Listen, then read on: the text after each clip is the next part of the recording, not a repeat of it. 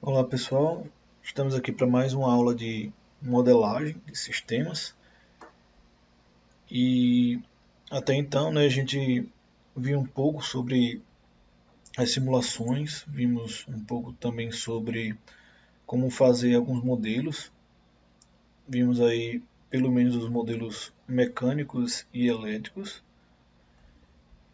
e obviamente tem vários outros modelos, mas aí tudo vai depender também da área de aplicação, certo? Principalmente pessoal de eletrocomputação, aí os modelos mecânicos e elétricos eles são mais utilizados, né? Então eu dei uma focada maior em cima desses modelos e o restante dos modelos eu ainda devo lançar alguma videoaula e colocar antes dessa aula aqui, mas pelo menos nesse momento eu acho importante que a gente continue, né, avançando em termos de conhecimento de outras abordagens de modelagem, certo? Então, a modelagem que a gente estava fazendo lá era utilizando equações diferenciais, né? Então, existe uma maneira de a gente pegar aquelas equações diferenciais que a gente já viu, né, e transformar ela de maneira que a gente consiga simplificar a notação e aí a nossa solução fica um pouco mais robusta. A gente, teoricamente, assume que certas coisas têm uma definição específica e a partir dessa definição a gente simplifica o nosso trabalho em fazer algumas operações, principalmente computacionalmente e na hora de fazer a anotação especificamente, né? Então, a gente vai trabalhar em cima de modelos no espaço de estados. Aqui, em princípio, estou assumindo que já existe um conhecimento prévio em relação a funções de transferência, certo? A transformada de Laplace e qualquer dúvida em relação a isso, tem uma playlist chamada. Eu posso depois colocar o link do vídeo nos comentários, ou enfim. Mas eu já lancei alguns vídeos sobre transformado Laplace e devo estar finalizando a parte de transformado inversa. Em algum momento vai ter a sequência toda de transformado Laplace, representação no domínio da frequência e a transformada inversa de Laplace para entender como funcionam as soluções de equações diferenciais com o transformado Laplace. Então, apenas estou assumindo isso por causa de alguns pontos, alguns tópicos específicos que eu vou abordar, mas no principal, né, a ideia é que a gente consiga focar em modelagem de espaços-estados a partir de equações diferenciais, certo? Então vou tentar fazer alguns exemplos aqui interessantes que vêm de artigos e livros, enfim, que possam nos ajudar a entender, né, como é que a gente faz a mudança de modelo de paradigma ali da equação diferencial para a forma espaço-estados. Então, apesar de matematicamente ser algo um pouco chato, né? Assim, eu falo no sentido de você tem que ter uma base suficiente, né, para poder trabalhar com os modelos espaço-estados dentro da plataforma, né, desses softwares que a gente tá utilizando, né, o Octave e também tem o Scilab. Também é possível que a gente consiga fazer boa parte das operações lá, né? Então, exemplos computacionais nesses softwares vão ser bem mais simples de serem executados. Então, a gente vai ter alguma facilidade se a gente colocar nessa forma de espaço-estados e também, se a gente entender, a gente consegue utilizar esses softwares para nos dar resultados consistentes, né? Então, Vamos começar a falar sobre espaço-estados, certo? Dentro tem um tópico específico que normalmente o pessoal que estuda sistemas de controle vê mais, né? Que aí eles associam o modelo em equações diferenciais e monovariável e como entrada e saída e tudo mais, de uma modelagem clássica, certo? Que é utilizado num sistema de controle clássico, certo? Então, essa modelagem basicamente é aquela que a gente estava fazendo. Então, estávamos é, pegando sistemas, nem sempre lineares, né? Mas também sistemas lineares, principalmente sistemas lineares, pelo menos nos vídeos de eletrônica e mecânica que foram colocados aí, boa parte dos problemas eram lineares, somente um exemplo, acho, lá de eletrônica não era, e tinha o começo, né, onde a gente estava aplicando os métodos de Runge-Kutta, Euler e Helm, que aí a gente conseguiu fazer algumas aplicações de sistemas não lineares, só que apenas com uma derivada, né, para simulação. Até porque eu queria, para a aproximação de Euler a gente fez com mais de uma derivada, né, mas para as outras aproximações a gente fez com apenas uma derivada. E aí o ideal, né, é que a gente consiga estender, né, essas soluções para o caso multivariável, com mais de uma derivada e tudo mais, usando espaço de estados, né? Então, lá a gente chama de abordagem prática, né? Essa abordagem que a gente aplica a sistemas lineares e também faz análise do domínio da frequência, com transformado de Laplace e tudo mais, né? Então, são normalmente sistemas com uma entrada e uma saída. Não quer dizer que não existam formas de representar multivariáveis, certo? Mas foi basicamente a nossa abordagem aqui até então. E isso aí a gente associou, né, a modelagem mais comum, que seria a clássica. Então, na modelagem espaço-estados, especificamente, né, a gente não tem tanta limitação se o sistema vai ser linear ou não linear. A gente vai começar da abordagem não linear e depois tender para a abordagem linear. Normalmente elas são mais simples, então não temos. Assim, a gente vai focar, né, numa abordagem que seja geral e simples ao mesmo tempo. Né? A gente vê também que os sistemas em espaço-estados eles são muito bons para sistemas MIMO. Né? O que é MIMO? Muitas entradas, muitas saídas. Então vem do inglês aí multiple input, multiple output, que seriam invariantes ou variantes no tempo. A gente pode aplicar para o caso geral aí a modelagem no espaço-estados, certo? Então, a abordagem normalmente se dá no domínio do tempo, não quer dizer que a gente também não possa fazer transformada de Laplace, por exemplo, para a modelagem de espaço-estados, também não quer dizer que a gente não possa simular e tudo mais. E então, normalmente, né, é mais comum a gente fazer uma análise no domínio do tempo. E uma das coisas boas, talvez das melhores coisas, é que a gente consegue analisar sistemas mais complexos utilizando espaço-estados e também fazendo uso de ferramentas computacionais. Então, como eu falei, né, a ideia aqui é que a gente consiga simplificar a sintaxe. Quando eu falo sintaxe, por exemplo, se eu iria utilizar, sei lá, 20 linhas para representar uma equação diferencial. Se eu fizer em espaço-estados, eu represento com bem menos, porque eu faço algumas substituições de variáveis e tal, e aí ele fica numa forma sintética, né, que a gente consegue visualizar melhor, saber o que está acontecendo naquele sistema.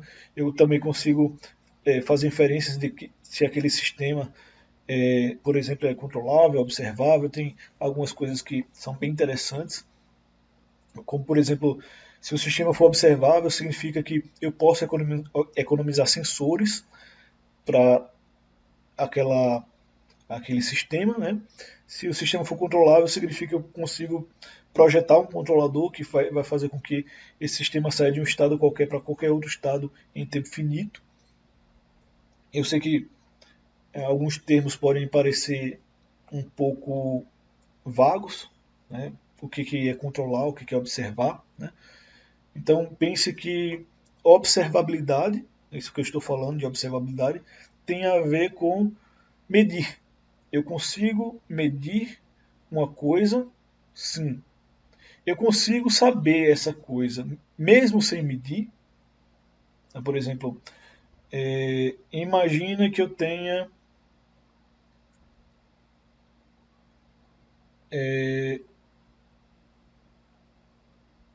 sei lá, eu tenho a posição de uma pessoa. A pessoa está aqui, aí eu não estou vendo a pessoa. Eu tenho como, sem olhar para onde a pessoa está, saber onde a pessoa está. Eu posso perguntar a outra pessoa e essa pessoa me dizer, né? Então, essa informação indireta ainda sim pode ser uma informação consistente. A gente tem aqui como garantir que, mesmo que eu elimine alguns dos sensores, não quer dizer que eu vou eliminar todos, né? O ideal é que eu sempre tenha pelo menos um na entrada e outro na saída. Então, pelo menos dois aí eu teria. Mas eu consigo inferir outras informações com esse modelo. Então, no final das contas, eu consigo economizar sensores, né? E controlável é simples, né? Porque se eu quero controlar algo, por exemplo, eu quero controlar a tensão de saída num circuito eletrônico. Eu quero controlar a posição de um braço robótico. Eu quero, sei lá, o que você puder imaginar que você queira controlar. Se eu tiver essa informação de observabilidade e controlabilidade, eu consigo, né, economizar sensores e ao mesmo tempo controlar um determinado sistema. Então é basicamente nesse sentido, né, que eu estou falando aqui. Então, essa modelagem espaço-estados, ela realmente é diferenciada em relação à modelagem normal, né, que eu falo a clássica, e um pré-requisito básico aqui é que a gente entenda um pouco de álgebra linear, certo? Então vão ser bem comuns operações de álgebra linear. Então eu não sei até que ponto quem está assistindo lembra da parte de álgebra linear, mas alguns conceitos aqui a gente vai precisar saber, como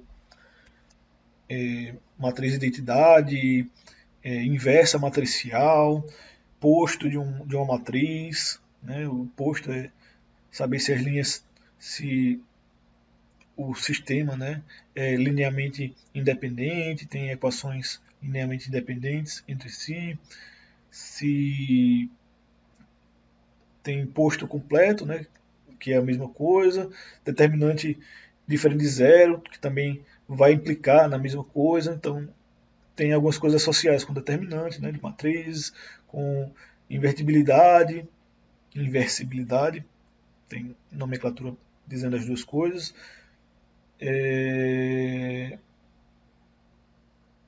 Enfim, aí tem vários pontos aí importantes. Tem também outra coisa que em algum momento talvez a gente precise falar, que é a decomposição de matrizes, autovalores e autovetores, certo? Então, passando aí por esses conteúdos, né? A gente simplifica num canto para complicar no outro, é normal, né?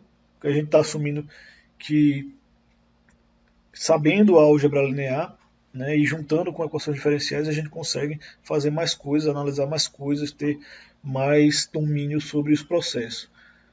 Sabendo que a maioria dos processos que a gente lida na vida real são multivariáveis, né?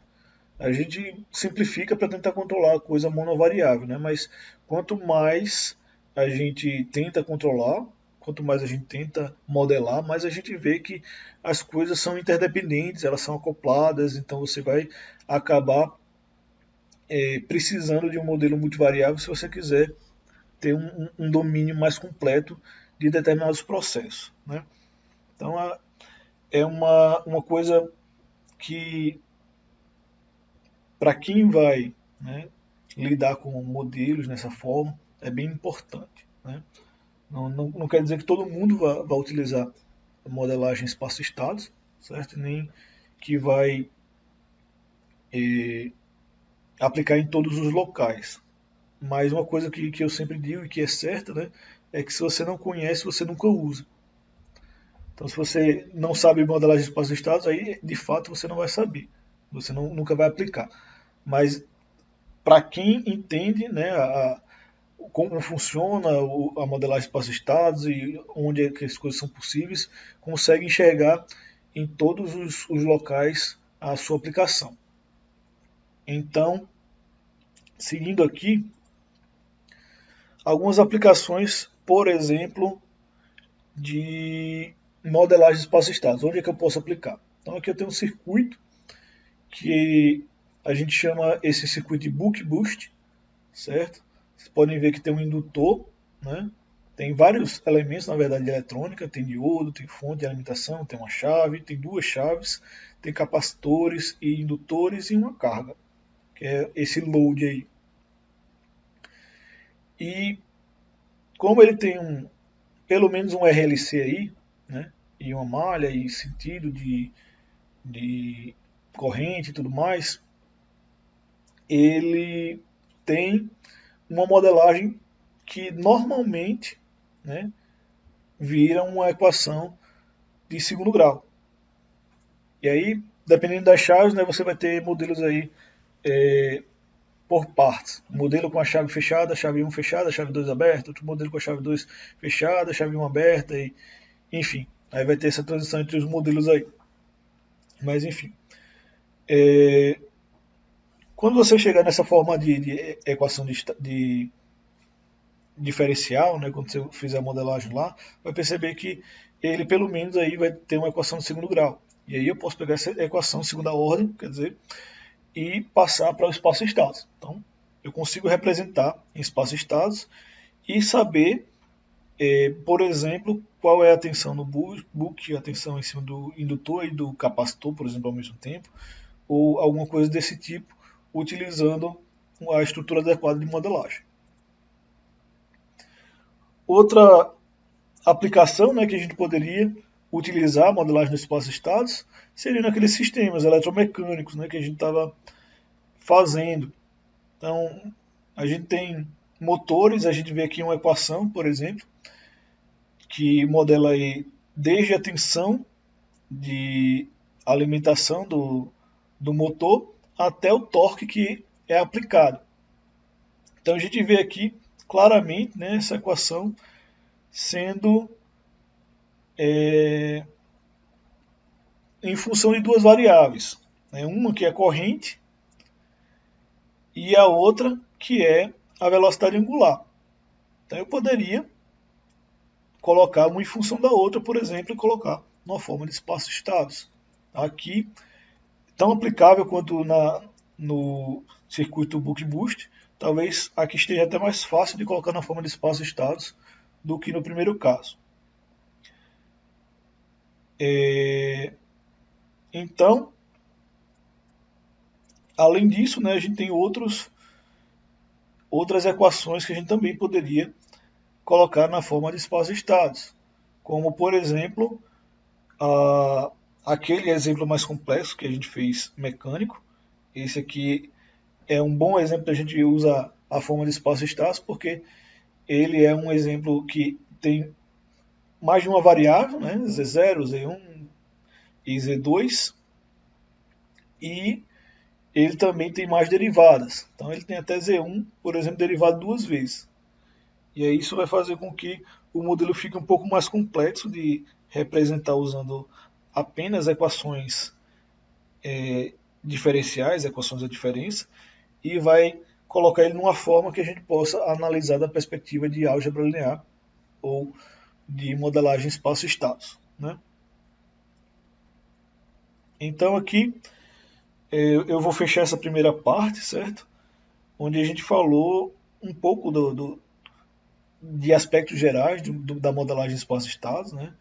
Ele serve para sistemas multivariáveis, sistemas não lineares, variando no tempo, etc. Né? E a gente pode basicamente usar essas ferramentas matemáticas para simplificar um pouco a forma de representação dos sistemas. Certo? Aí, essa forma, obviamente, passa por operações, só que na maior parte das vezes essas operações são feitas no computador. Sei que para fins de entendimento, né, do processo, é interessante que a gente entenda todas as partes, como é que elas são feitas, como é que elas se acoplam, mas na prática muita coisa já é feita por softwares computacionais. Se você pegar, aí ninguém faz cálculo estrutural de edifícios, por exemplo, para saber quanto, sei lá, de ferro você vai utilizar, quanto de qualquer outra coisa para manter estabilidade no prédio. Ninguém fica fazendo esse cálculo na mão hoje em dia, né? Poder pode, né? Mas hoje já é possível você testar arquiteturas diferentes, né? Geometrias diferentes e várias coisas, porque a gente tem esse tipo de modelagem, essa abordagem multivariável que leva em consideração a dinâmica dos sistemas, certo? Então, fica aí que a gente ainda vai continuar aqui na nossa apresentação sobre modelagem de espaço-estados e eu vou apresentar um pouco do conteúdo do que a gente vai abordar especificamente no próximo vídeo, certo? Então, até lá.